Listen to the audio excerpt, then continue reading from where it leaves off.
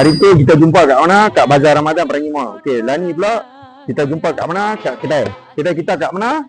Kat Lebo Bishop. Jom ikut kita pergi kedai. Jom.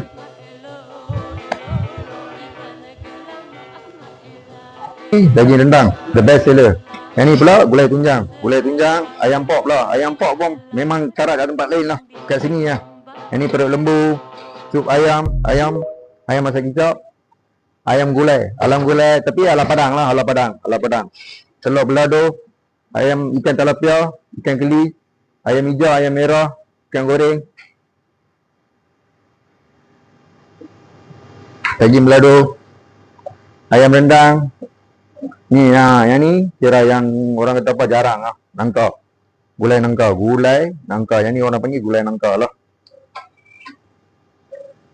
Dan yang ni nak sambal yang tak cukup pedas.